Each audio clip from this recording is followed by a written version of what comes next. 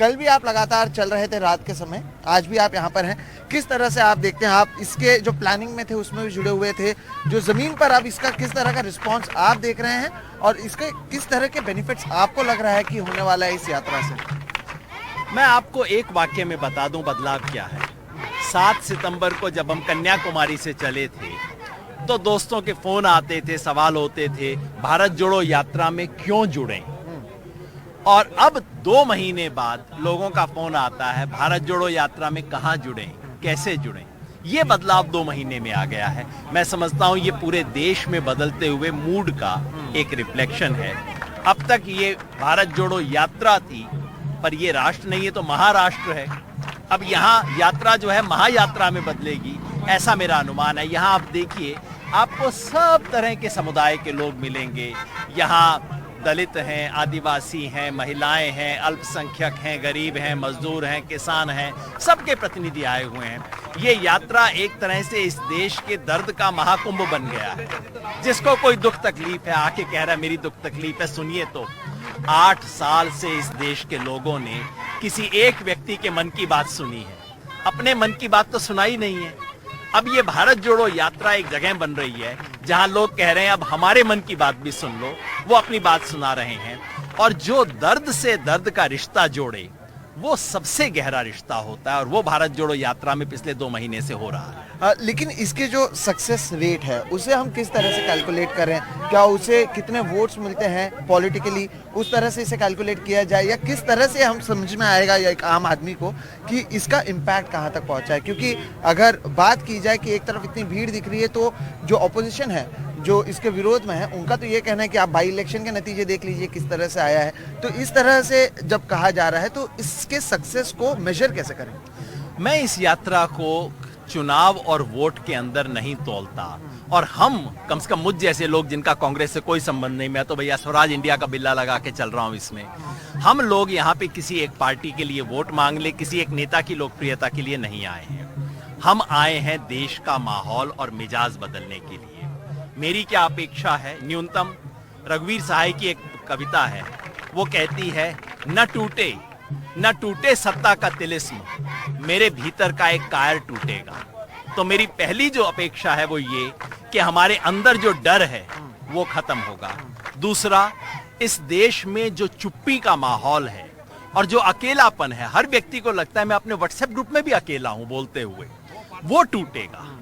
और तीसरा, देश में ये जो झूठ फैलाया गया है कि कोई विकल्प नहीं है, बस अब एक है, अब ये तो हो गया फैसला, मैच शुरू होने से पहले ही वॉक ओवर हो गया है, मैच का डिसीजन हो गया है, ये माहौल बदलेगा। अगर इतना होता है, अगर इस देश में इस नफरत के खिलाफ खड़े होने की 1 डिग्री हिम्मत बढ़ती है, मेरे लिए यात्रा सफल है। इसको मैं वोट और चुनाव से नहीं नापता। ठीक, लेकिन जिस तरह से आपने स्वराज इंडिया का जिक्र किया और कहा कि आप कांग्रेस पार्टी के लिए नहीं जुड़े हैं, उसी से एक सवाल जो बार बार जुड़ता हुआ आता है वो आप ही का बयान है कि Congress should die its own death. ये जो कहा गया था, उसके बाद ऐसा क्या हुआ कि योगेंद्र यादव इसी से जुड़े हुए हैं और अब 2 महीने से ज्यादा समय हो चुका है कि इसी के साथ चल रहे हैं? बहुत अच्छा हुआ आपने पूछा ये। मैंने बिल्कुल कहा था, सन 2019 में जिस तरह से बीजेपी को वॉक ओवर दे दिया गया चुनाव में, मैंने तब कहा था और ये कहा था कि अगर इतने बड़े चुनाव में तुम बीजेपी का मुकाबला नहीं कर सकते, जिस चुनाव में इस देश का भविष्य तय होने वाला है, और वो वास्तव में हुआ है, तो मैंने कहा था इससे तो अच्छा मर जाओ तुम। कहते हैं ना कि अगर ये कर रहा है तो मर जाओ तुम, ये मैंने कहा था, इसलिए कि बीजेपी का मुकाबला क्यों नहीं कर रहे। मगर आज अगर वो कांग्रेस बीजेपी का मुकाबला करने के लिए सड़क पे उतरी है तो मेरा फर्ज होता है उसका समर्थन करो। और उससे बड़ी बात यह है, अगर आपके घर में आग लगी हो उस वक्त आपको 2 ही चीजें दिखाई देंगी, एक वो लोग जो कि पेट्रोल की बोतल लेके घूम रहे हैं, और एक वो जो कि पानी की बाल्टी लेके आ रहे हैं। जो पानी की बाल्टी लेके आ रहा है उससे आप ये नहीं कहेंगे कि परसों तुम्हारे और मेरे बच्चे का क्रिकेट की बॉल पे झगड़ा हुआ था, ये नहीं कहेंगे ना। आप कहेंगे भैया पानी की बाल्टी ला रहे हो, तुम मेरे दोस्त हो, मेरे भाई हो, आप उसके साथ लगेंगे। आज इस देश में आग लगाने की कोशिश हो रही है। जो सत्ता के शीर्ष पे बैठे हैं वो इस देश को तोड़ने की कोशिश कर रहे हैं। खुल्लम खुल्ला ऐसी चीजें हो रही हैं जो इस देश में कभी नहीं हुई। ये कहते हैं 70 साल में कुछ नहीं हुआ, मैं कहता हूं बिल्कुल सही बात है। 70 साल में कभी बलात्कारियों को माला नहीं पहनाई गई। 70 साल में कभी मंच पे खड़े होके किसी समुदाय को खत्म करने की नारे नहीं दिए गए हैं। आज वो सब चीजें हो रही हैं जब देश को तोड़ने की कोशिश हो रही है। ऐसे में जो इस देश को जोड़ने के लिए निकलता है उन सब का हम साथ पकड़ेंगे।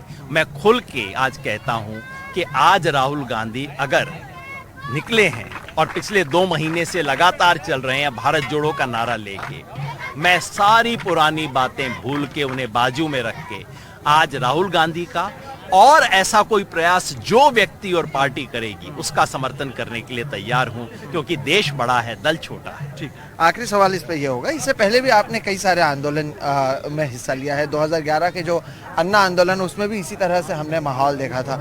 उससे तुलना कर सकते हैं इस जो यात्रा है उसकी, या फिर उसे आप किस तरह से देखते हैं? उस यात्रा में भी बहुत बड़े पैमाने पर लोग आए थे, तब सत्ता परिवर्तन हुआ था, लेकिन तब जिसके विरोध में लोग थे वही लोग अब सड़कों पर हैं, और जो जिनको उससे फायदा हुआ वो सरकार में है, और उनके ही विरोध में अब कांग्रेस सड़क पर है। मैं इस परिवर्तन की तुलना अन्ना आंदोलन से नहीं करता, क्योंकि अन्ना आंदोलन राजनीतिक दलों के बाहर पैदा हुआ था, उसमें कम से कम सामने कोई राजनीतिक दल नहीं था। इस यात्रा की शुरुआत एक पार्टी ने की है, कांग्रेस पार्टी ने की है। मैं अगर इसकी तुलना करूंगा तो 1977 से करूंगा। 1977 में जब इमरजेंसी के बाद इस देश के सारे दलों ने कहा, जनसंघ, सोशलिस्ट, बीकेडी, सबने कहा हमारे अलग अलग होने का कोई महत्व नहीं है। इस वक्त देश में केवल एक सवाल है कि लोकतंत्र बचेगा या नहीं। उसी तरह से आज ये सवाल है भारत बचेगा या नहीं। मैं कह दूं कि 2 महीने में लक्ष्य हासिल हो गया तो झूठ बात होगी, लेकिन 2 महीने में उस दिशा में हमने बढ़ना शुरू किया है जहां 2 महीने पहले लगता था कुछ नहीं हो सकता, कोई कुछ नहीं करेगा, ये तो सब पहले से हो गया, अब मोदी जी का कोई मुकाबला नहीं कर सकता। अब लोग कहते हैं अरे ये तो चल रहे हैं। लोगों को दिखता है कि इस देश का एक नेता है जो ओवरब्रिज के ऊपर आधा घंटा रुक जाता है तो वो अपनी गाड़ी का शीशा भी नीचे नहीं करता, और एक दूसरा नेता है जो बच्चे को गले लगा रहा है, हर एक के साथ सड़क पे घूम रहा है। लोगों को दिखना शुरू हुआ है। अगर लोगों को एक उम्मीद की किरण आई है, वो अपने आप में बहुत बड़ी चीज है, क्योंकि सबसे बड़ी संपत्ति दुनिया में अगर कोई है तो वो उम्मीद है। वो उम्मीद बनी है, वो उम्मीद हकीकत नहीं हुई है। और अगर आप कह दें कल के चुनाव में कुछ होगा गुजरात, हिमाचल में, मैं ऐसा कतई नहीं मानता, लेकिन उम्मीद है, और उम्मीद से बड़ी कोई पूंजी नहीं होती।